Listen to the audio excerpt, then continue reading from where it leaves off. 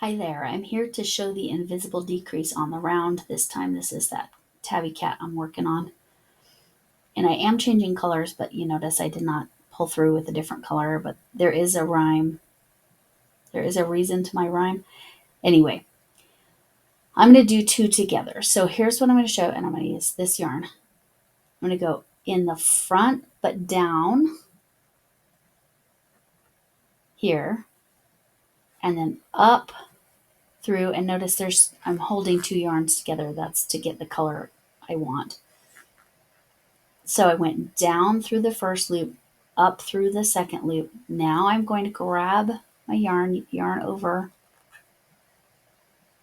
and pull through, because I find doing a yarn under there is nearly impossible, at least for me. And then I'm going to yarn over and pull through. So that is my two together. Now, you can't even tell that that's the dark, but that's okay because of the patterning I was looking for. The biggest thing you got to be careful with is to not go into this stitch for the next one. My next one is a dark, so I'm going to just keep it dark. Except I'm kind of carrying my yarn every other two. Like I've said before, the insides of my amigurumis are a mess, but that's okay. They're inside. I don't care if the inside is a mess. All right, so not that stitch. So not this stitch, this stitch.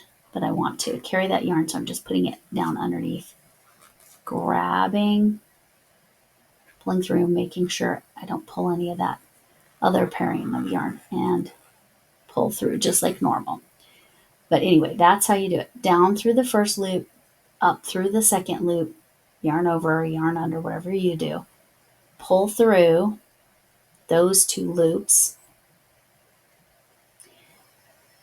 and then you have a loop, and then pull through, and that makes your invisible decrease. You can see, you can't not even see that decreased. But you can see this kitty the patterning is a special kind of challenge. But anyway, that's the invisible decrease. I have to go a few more things, and I have to look at this graph grid I made. I know it looks like nonsense, but it's really like, it was a game changer for me, thanks to Woobles. But anyway, there's the invisible decrease the way I do it. Down through the first stitch, up through the front loops only, down through the front loops of the first stitch, up through the front loops of the second stitch, put your hook through, and then yarn over, yarn under if you can. I just can't do it. I can see I split that yarn a little bit. There we go. All right, so, and then that put two together, and you cannot see that was a decrease because you don't have any extra loops there.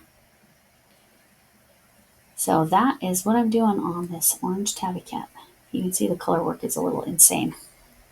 Anyway, thanks for joining, and I will probably make a short of that. Again, I have already shown this before, but I did it not in the round, so I wanted to show you where I would really normally use it, is in the round like this.